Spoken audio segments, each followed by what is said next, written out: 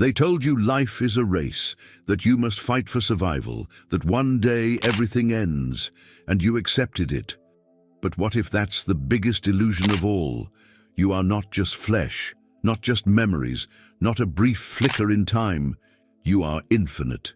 The only reason you've forgotten is because your mind was trained to forget. Since childhood, you've been conditioned to fear loss, to obey limits, to exist as if you're bound by time. But what if time itself is nothing more than a trick? What if struggle, doubt, and fear only control you because you were programmed to believe in them? The truth is, the moment you remember who you really are, the game changes. Fear loses power, barriers fade, and life opens up in ways you never imagined. The only question is, are you ready to remember? Because once you do, there's no going back. 1. The great forgetting, how you lost touch with your eternal nature. At birth, a veil drops over the mind, wiping away the memory of what came before. The illusion of separation begins the moment a child is given a name, a nationality, a belief system. He grows up thinking he is just a person, a body moving through time, shaped by circumstances beyond his control.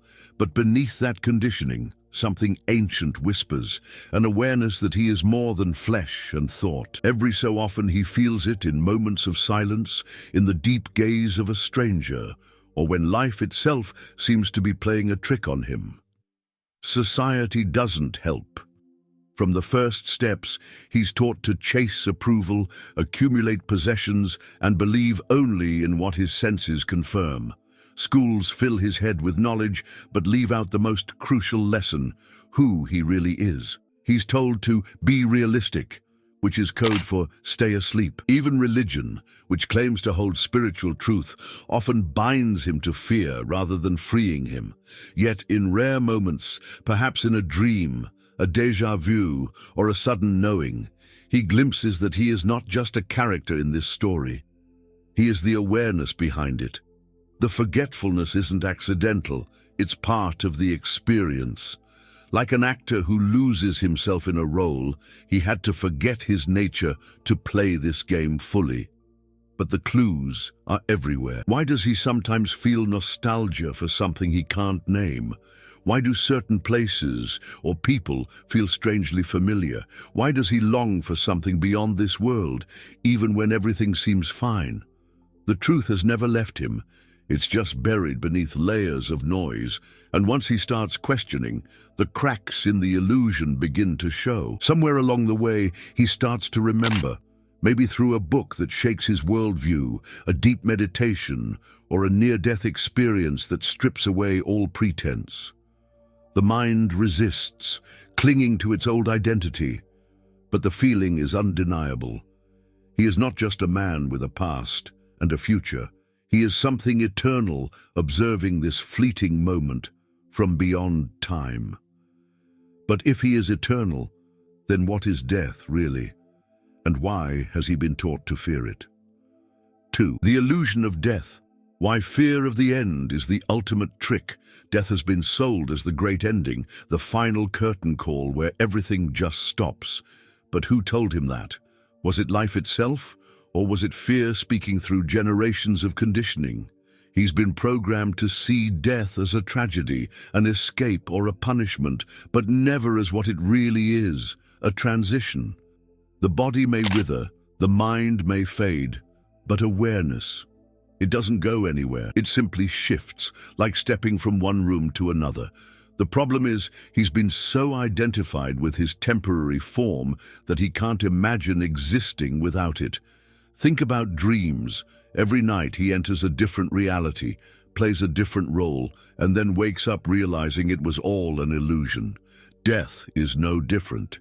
It's just another awakening, a moment when the illusion of physical limitation falls away. Countless near-death experiences tell the same story. Consciousness expands, time dissolves, and fear vanishes. So why is he still afraid?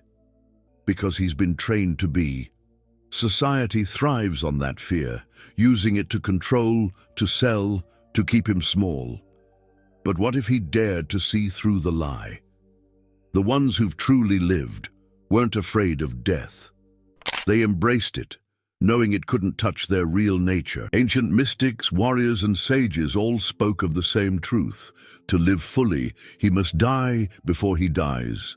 That doesn't mean seeking an end, but rather shedding the illusion of limitation. Imagine if he stopped fearing loss, aging, or failure. How much more freely would he live? If he knew deep in his being that nothing real can ever be lost, what choices would he make today? The illusion of death keeps him trapped in hesitation, playing it safe, avoiding risks that could lead to real transformation. But when he realizes that he was never born and can never die, something shifts. Life stops being a countdown and starts being a playground. Every moment becomes an opportunity to expand, to experience, to create. And if death is just another doorway, then what does that make his body? Is it really who he is, or just the costume he wears for this particular act? 3. You are not your body. Breaking free from the temporary vessel. From the moment he could walk, he was taught to identify with his body. He was told what it should look like, how it should move, and what it should consume. If it was strong, he felt powerful. If it aged, he felt afraid. But was it ever really him? His body is like a rented car, useful for the journey but not the driver. When he says, "my hand" or "my face," who is the "my" claiming ownership? That's the real question, the one that unravels the illusion of physical identity. Science confirms what ancient teachings already knew. The body is constantly changing. Every 7 years, almost every cell in his body is replaced. The body he had as a child is long gone, yet he remains. His awareness, the unchanging presence behind all experiences, has been the same through every stage of life. If he were his body, he would have disappeared with each transformation. But he hasn't. He's been watching it all unfold, like a silent witness behind the scenes. So if he isn't the body, why does he live as if he is? This illusion keeps him stuck in fear. Fear of sickness, aging, and death. But those fears lose their grip when he stops identifying with the temporary. Think of a dream. In it he has a body, but the moment he wakes up it vanishes. Does he mourn its loss? No, because it was never real. This waking life is no different. The body is just a tool for experience, like a spacesuit worn by an astronaut. He can care for it, respect it, but he doesn't have to be enslaved by it. What if, instead of being ruled by the body, he started using it consciously? He could treat it as an instrument for his deeper awareness, a vehicle for creation instead of a source of suffering. If he let go of attachments to its appearance, its limitations, its inevitable decay, how much freer would he be? And if the body is just part of the dream, then what about everything else? Could it be that life itself is not what it seems? 4. Life is a dream, the school for gods, perspective on reality. Reality feels solid, predictable, and unshakable until it isn't. Strange coincidences, déjà vu, and moments of deep intuition reveal cracks in the illusion. What if life isn't as real as he's been led to believe? The School for Gods teaches that existence is more like a lucid dream, where his inner world shapes the outer one. Just like in a dream, he experiences what he expects, believes, and fears. If he changes his inner state, the external world must follow. But most people are asleep, reacting to life instead of directing it. Consider how the mind works in a dream. If he expects to be chased, he's chased. If he believes he can fly, he takes off. The waking world is no different, but the illusion is stronger. He's been trained to accept struggle, limitation, and randomness as facts. So that's what he experiences. Yet those who wake up, visionaries, mystics, and even the rare self-made billionaire, see life for what it is, a malleable projection of the mind. They bend reality, not by force, but by shifting their awareness. If life is a dream, then the key isn't to control every detail, but to wake up within it. That means becoming aware of the patterns he's unconsciously creating. Why does the same kind of problem keep showing up? Why do certain people seem to reflect the same lessons? It's not fate, it's feedback. The world mirrors his inner state, and until he changes what's within, the dream remains the same. But once he understands this, he can step beyond mere survival and start consciously creating. Imagine if he approached life as a lucid dream. Instead of being a victim of circumstances, he would test the limits, knowing reality isn't as rigid as it seems. He would stop fighting shadows and start shaping the dream from the inside.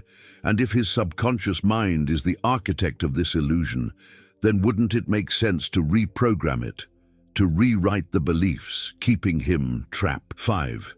The hidden power of the subconscious mind, reprogramming the dream from within. The subconscious mind is the architect of his reality, yet he was never given the blueprint. Every thought, emotion, and belief he's absorbed since childhood has been quietly shaping his world. It doesn't judge, it just executes, like a powerful machine running on whatever programming it's been given. That's why he keeps experiencing the same struggles, the same patterns, the same invisible walls. He isn't cursed or unlucky, he's just living out an unconscious script. But what happens when he becomes aware of the programming? That's when he takes control of the dream. Consider someone who always attracts financial problems. He may think life is unfair, but deep down, his subconscious might be running a belief like, money is hard to get, or I don't deserve wealth. His mind then creates a reality that proves those beliefs true. The good news? The script isn't set in stone. Just like reprogramming a computer, he can rewrite the limiting beliefs controlling his experience. Affirmations, visualization, deep meditation, these aren't just nice ideas. They're tools to overwrite the subconscious patterns running the show. But reprogramming isn't just about repeating positive phrases and hoping for change. It requires deep awareness. He must first identify the beliefs shaping his reality, then disrupt them with new, empowering ones. This is why techniques like Ho'oponopono, hypnosis, and even nighttime affirmations are so powerful. They speak directly to the subconscious, bypassing the rational mind. He doesn't have to force change. He simply needs to consistently feed his mind new instructions until they take root.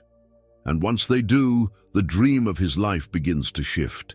If his subconscious is this powerful, then he is never truly stuck.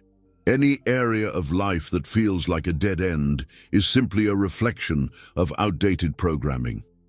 And if the dream of reality is shaped from within, then struggle itself must be an illusion. Could it be that all obstacles, all suffering, are just stories his mind has accepted as real? 6. Why struggle is an illusion. Transcending the challenges of life. Struggle feels real because he's been conditioned to believe in it. Since childhood, he's been told that success requires suffering, that life is a constant battle, that nothing comes easy. But what if none of that were true? What if struggle is just a mental construct, an illusion created by resistance? The School for Gods teaches that suffering exists only when he fights against reality. When he flows with it, challenges become stepping stones, not obstacles.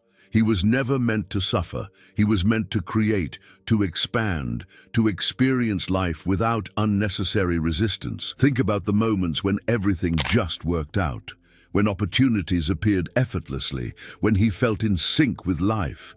That wasn't luck, it was alignment. Struggle happens when he's out of sync, clinging to limiting beliefs or resisting change. A man who believes money is hard to earn will experience financial struggle. A man who believes relationships require pain will keep attracting conflict. But what if he simply dropped those beliefs? What if he operated from the awareness that life itself wants to support him? The easiest way to transcend struggle is to shift perception. Instead of seeing problems as roadblocks, he can view them as messages. Life isn't trying to punish him, it's trying to wake him up. If the same issue keeps repeating, it's not bad luck. It's a sign that something within him needs to change. What if, instead of reacting with frustration, He started asking, what is this teaching me? The moment he stops labeling challenges as suffering, they lose their power over him. He stops fighting the current and starts using it. When he realizes struggle is optional, he begins moving differently. He no longer wastes energy on worry or resistance. He takes inspired action, knowing that the universe mirrors his inner state. And if struggle is just a mental habit, then what else has he accepted as real without questioning? Could it be that even death, fear, and limitation are just more illusions? What if, instead of fearing the end, he started living as if he were immortal? 7. Becoming immortal in your own mind. Living without fear and attachment. Immortality isn't about never dying. It's about never being bound by fear. The body may come and go, but the real him, that's eternal. The problem is, he spent his life identifying with what can be lost. His possessions, his status, even his own body. That attachment keeps him trapped, afraid of change, afraid of losing what was never truly his to begin with. But the moment he stops clinging, he steps into a new state of being. He moves through life untouchable, not because bad things won't happen, but because they can no longer shake him. Think of the great minds who lived as if they were beyond time. Figures like Leonardo da Vinci, Nikola Tesla, or even the mystics who spoke of enlightenment. They didn't see themselves as fragile beings waiting for death. They saw themselves as creators, channels for something greater. That's the secret. Immortality isn't about physical longevity. It's about living so fully, so fearlessly, that his presence is felt beyond his years. He leaves an imprint, not because he tried to, but because he stopped being ruled by small concerns. Imagine waking up each day without fear of failure, rejection, or even death itself. How differently would he act? How much more would he risk, create, experience? The only thing stopping him from that kind of freedom is the belief that he is small, temporary, and powerless. But that's the biggest illusion of all. The moment he sees through it, he starts playing a different game, one where he isn't waiting for permission to live fully. He realizes he was never meant to live cautiously. He was meant to express, to expand, to leave behind something far greater than himself. When he embraces his own immortality, life stops being a series of problems and starts being an open canvas. He moves without hesitation, speaks without fear, and acts without waiting for approval. And if he is truly eternal, if his awareness exists beyond time, then what's left to hold him back? There's only one thing, the final shift, the ultimate transformation. The moment he stops seeing himself as a mere participant in life and fully steps into his role as a creator. 8. The ultimate shift, walking through life as an eternal creator. The difference between those who live as creators and those who don't is simple: awareness. Most people walk through life reacting, blaming, and waiting for circumstances to change. But the creator, he knows reality isn't happening to him, it's happening through him. Every thought, belief, and expectation shapes the dream he's living. When he truly grasps this, he stops playing small. He no longer seeks permission, luck, or external validation. He moves with certainty, knowing he's not just a man navigating life, he's the one designing it. Think of the ones who seem to bend reality. Visionaries, leaders, those who turn impossible ideas into tangible results. They don't beg life for opportunities, they expect them.